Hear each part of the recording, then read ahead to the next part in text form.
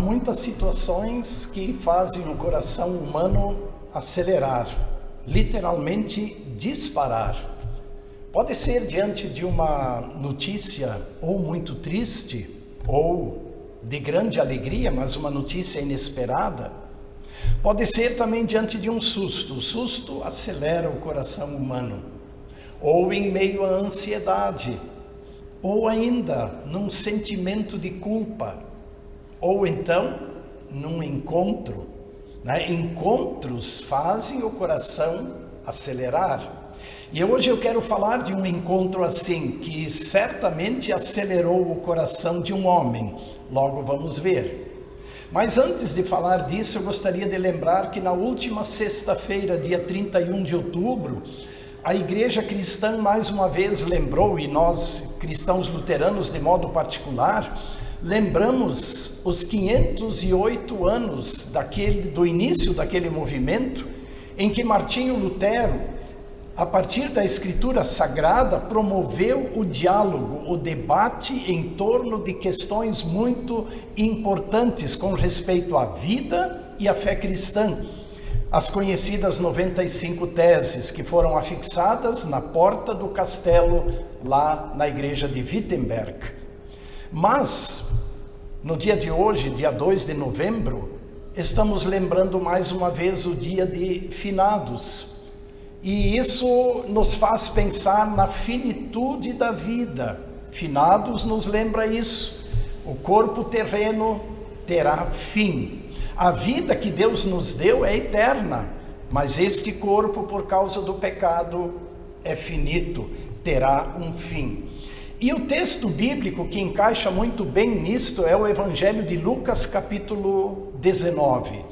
Esse texto relata o encontro do Senhor Jesus com Zaqueu, que fez o coração de Zaqueu certamente disparar.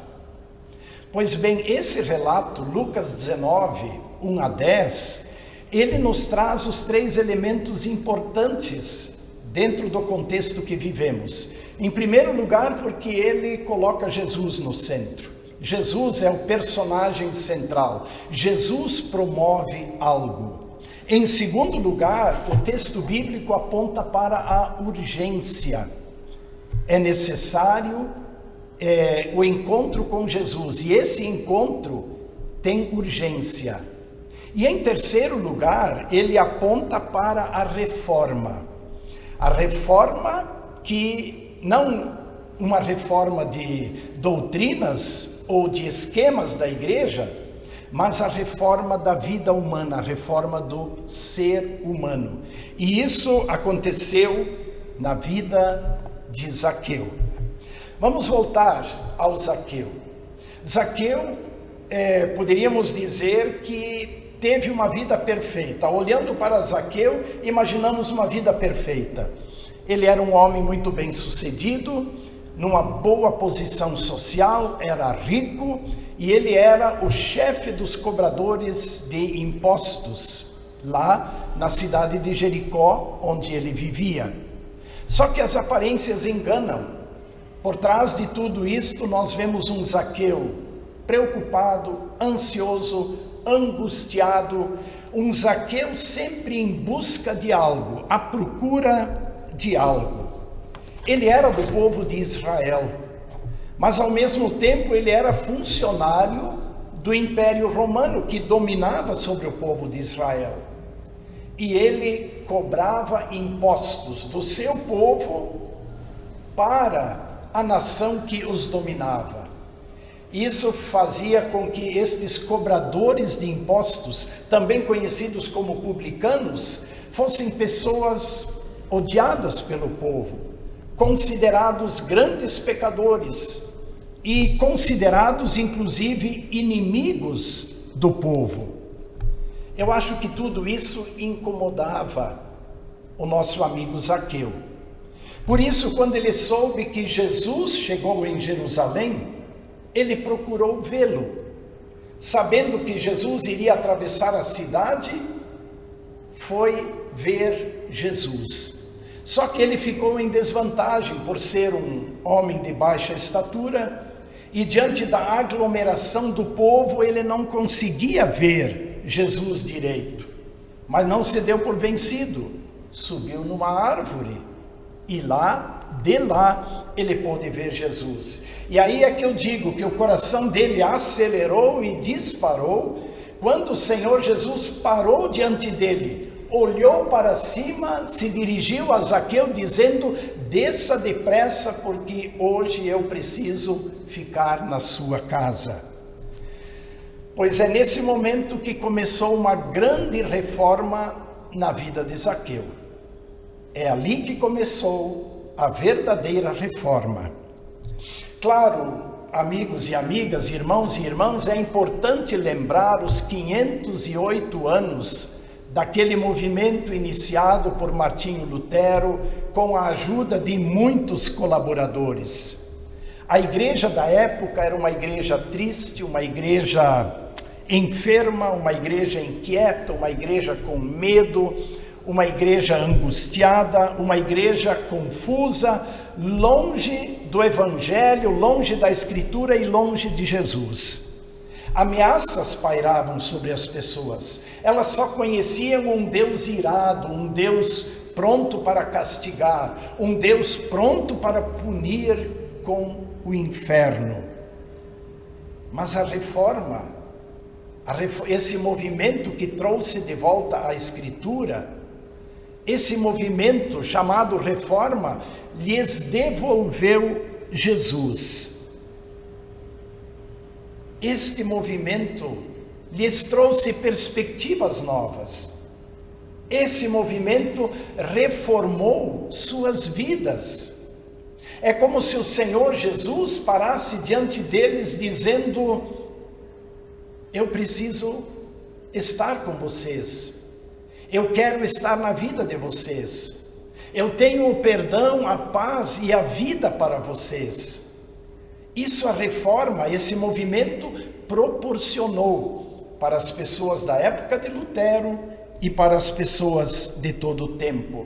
Elas novamente puderam experimentar, a partir da pregação da palavra, a doçura do Evangelho, a doçura do perdão, a doçura da paz que só o Senhor Jesus pode oferecer.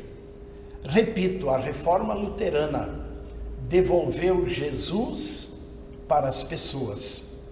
E a vida de Zaqueu experimentou uma reviravolta total. Recebendo o Senhor Jesus em sua casa, num determinado momento, ele se levantou e disse: Senhor, eu vou distribuir a metade dos meus bens entre os pobres. E se eu enganei alguém, se eu roubei de alguém, eu vou devolver 4 vezes mais. Zaqueu, como sendo do povo de Israel, era conhecedor das Escrituras, e ele sabia que lá em Êxodo 22 está escrito: se alguém roubar uma ovelha de alguém, deverá restituir 4 vezes mais. Por isso Zaqueu toma essa decisão. E o Senhor Jesus também teve uma atitude importante. Ele também se levantou e disse: olha, hoje houve salvação nesta casa. Hoje houve mudança na vida de Zaqueu, porque também este Zaqueu é filho de Abraão, ou seja, ele também é do povo de Deus. Sabem, irmãs e irmãos, a comunhão com Jesus, quando nós experimentamos o seu perdão e a sua paz, isso torna o nosso coração mais leve. E isso abre o nosso coração para as obras de amor a Deus e ao próximo, assim como foi com Zaqueu. Experimentando o perdão de Jesus e a paz que Jesus lhe trouxe, ele abre o seu coração e diz: eu vou ajudar os necessitados, eu vou viver uma vida correta, eu vou fazer aquilo que a lei manda. Pois, considerando tudo isto, eu tomo a liberdade de colocar algumas perguntas. Eu dirijo elas para você, mas elas valem também para mim.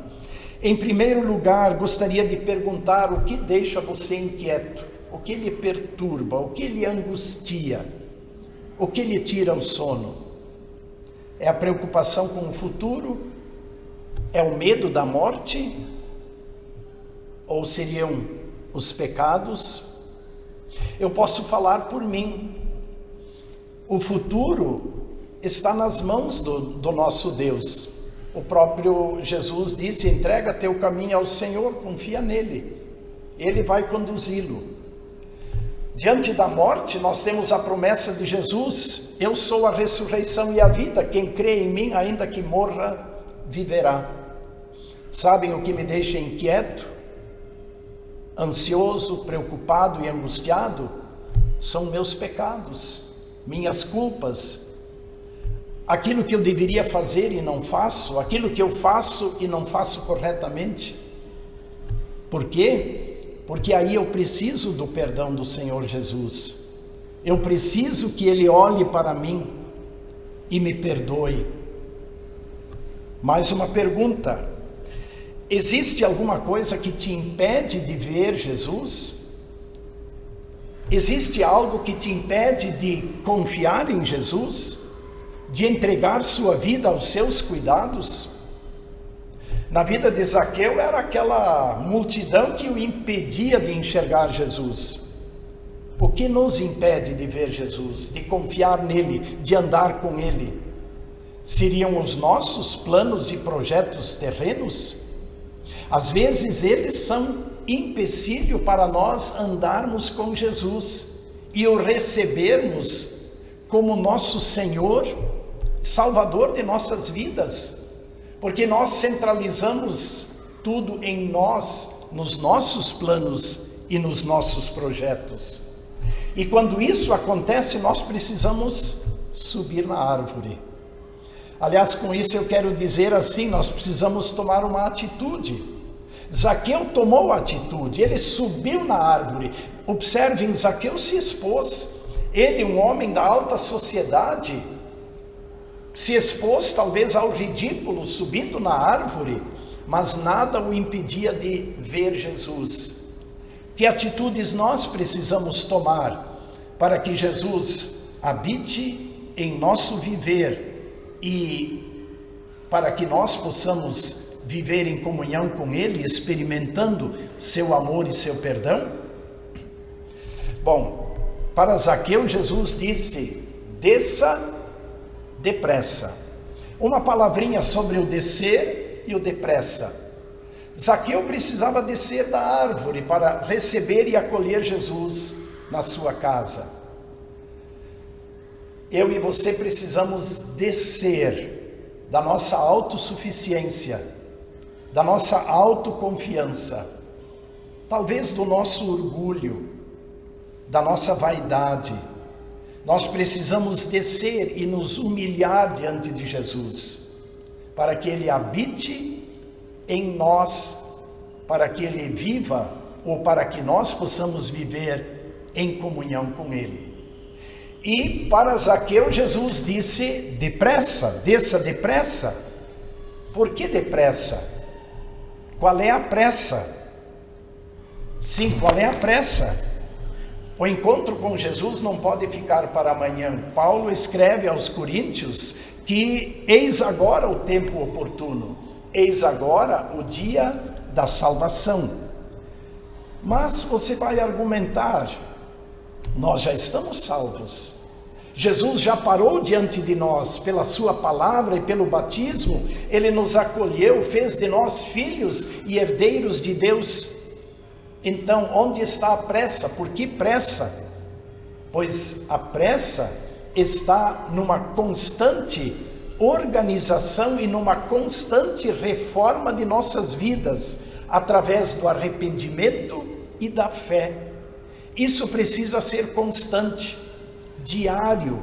Nós precisamos também parar diante da palavra do Senhor Jesus, considerar os seus mandamentos, analisar nossas vidas e reformar, reorganizar aquilo que está errado e nos firmarmos na fé no nosso Senhor Jesus e andarmos com Ele. Isso é urgente, porque o dia de hoje nos lembra que a morte vem, a morte não tem tempo, só tem o tempo marcado de Deus, não da nossa parte. Jesus continua diante de nós, Ele continua olhando para nós, Ele continua dizendo: eu preciso ficar na sua vida. Ele nos convida na sua palavra, Ele nos convida para a comunhão tão íntima na Santa Ceia. Consideremos o convite de Jesus depressa. Mas para concluir, sabem, vai chegar o momento em que esse coração vai desacelerar e definitivamente vai parar. Eu me refiro a esse músculo que nós temos aqui no peito, que nós conhecemos como coração, que bombeia sangue para todo o nosso corpo, mantendo-o vivo. Sim, vai chegar um momento que ele vai parar, vai desfalecer e o nosso corpo vai morrer. Mas o nosso novo corpo, sim, que nós receberemos na glória, e o nosso novo coração, esse vai acelerar, vai disparar de júbilo e de alegria, quando nós estivermos diante do Salvador e quando nós pudermos vê-lo face a face na glória celestial. Quando nós o ouvirmos dizer: vinde, benditos de meu Pai, tomai posse do reino que você está preparado desde a fundação do mundo. Esse dia glorioso, sim, vai fazer o nosso novo coração disparar de alegria. Jesus nos prometeu isso. Estas palavras foram ditas por ele, registradas por Mateus no capítulo 25, verso 34.